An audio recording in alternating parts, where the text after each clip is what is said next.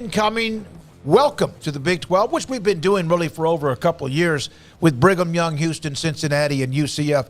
Hans Olsen, Brigham Young Color Analyst, joins us. Craig and Paul, and I'm David on 365 Sports. Hans, thanks for your time. Brigham Young basically has been playing in a conference in certain ways, but they also have always had a very nice schedule too. What are the pros with them, in your opinion, as they enter the Big 12 this season? Well, the pros that they bring to the conference? Do they bring to the conference and how prepared they are to be ready immediately to start to play week in and week out? Well, I think that they're going to bring a giant audience. I think that that's going to be recognizable pretty quick. And I don't know if you guys saw that TCU is already trying to put in measures with their Keep It Purple package to keep the BYU fans out. I played at BYU back in 1996 and finished my career with them in 2000. And we played in the Cotton Bowl against Kansas State, and Texas just packed in with BYU fans. I mean, we sold out the joint. And we know that wherever BYU goes, they are going to bring fan base. They're going to bring interest and interaction. They're going to bring a lot of discussion and eyeballs. I don't know if you guys just saw some of the breakdowns that are starting to get released on what BYU's value was as they brought them into the Big 12, but they were kind of putting about a $2.5 million price tag on them, saying it's what got them from maybe 28.5, maybe 29 million up to that 31.5. So they bring eyeballs and interest and people and fun, and they bring, I think, a high level of competitiveness. And I'm telling you, it's going to be really interesting to see where they fit in the world of competitiveness in that first year with the Big 12. When they came here to Waco, it was just overwhelming how many people showed up. I mean, just down right in front of the street where our studio is, it was just blue shirts everywhere that you could see. And don't feel bad, TCU is doing that with everybody. They did it with Texas Tech as well.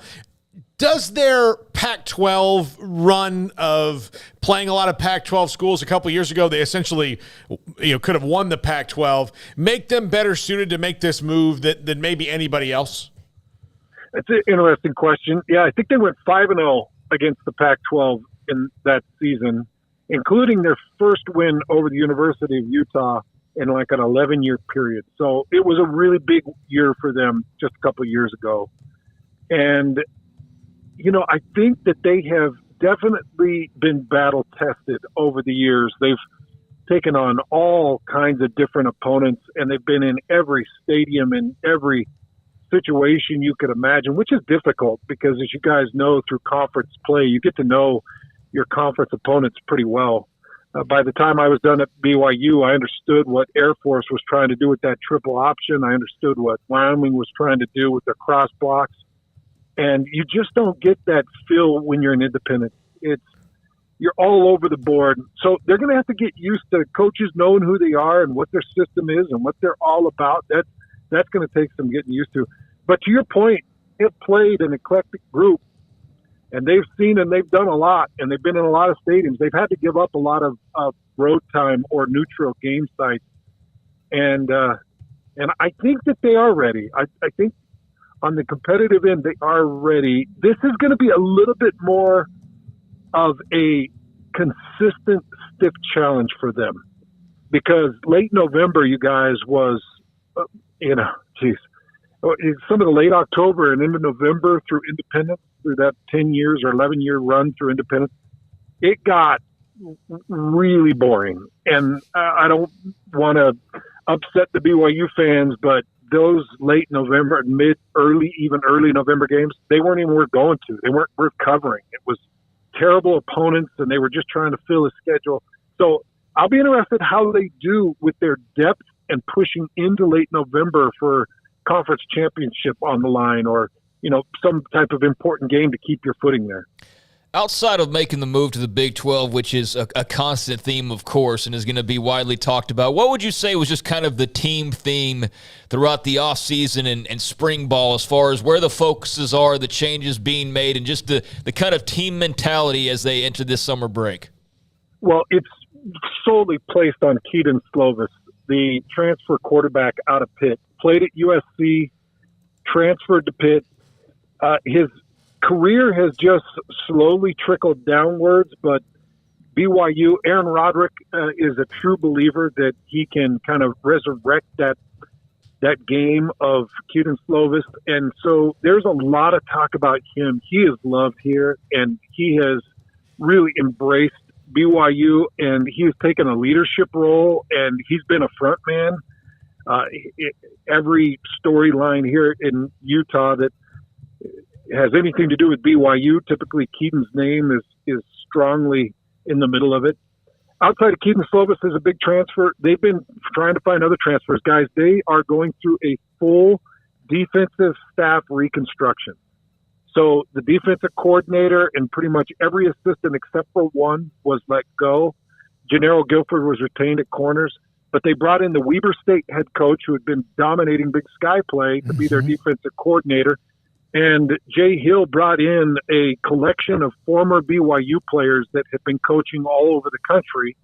And those coaches have brought players with them. We've got 2 Weber State guys that Jay Hill has brought to BYU. They've got 2 Boise State guys that Kelly Popinga brought with him as a linebackers coach and now working with edges, and Justin Enna coming out of San Diego State. So they're pulling guys that are bringing talent, and that defensive side of the ball has to reconstruct to be able to keep up with some of the offensive powers in the Big 12. And they know it, and they have made every adjustment possible to be ready for it. Hans, we will discuss Brigham Young quite a bit and have really for a couple of years, especially when we knew they were about to play Baylor before all of the changes where they were, I guess, invited and accepted to come into the Big 12. But one thing I did learn about Brigham Young fans is they do get a little sensitive, and I get why when people bring up mission trips and the age of their players. Has any of what might have been an advantage there been completely nullified because players are now going 5 and 6 years into college experience because of COVID year, et cetera?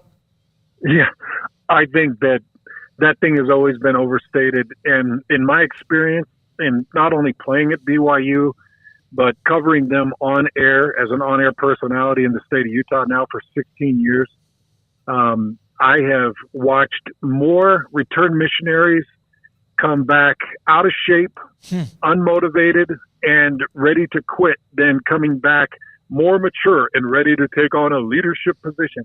It is the most over talked about thing. And you guys will see it throughout the years. You know, you get 8, maybe 10 years in, you'll start to see it more and more where BYU had this big signing class, but where's this guy? Where's this guy?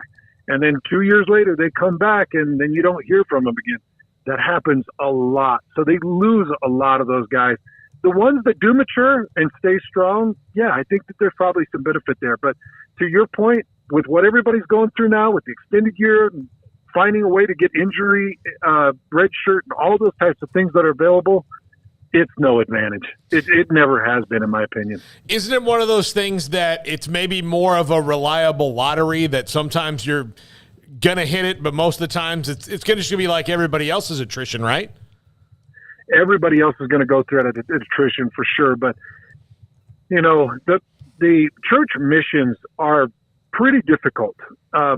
They're pretty difficult because you focus yourself so much around Jesus Christ, and all of your attention is put into proselyting and sharing the gospel and the message with people.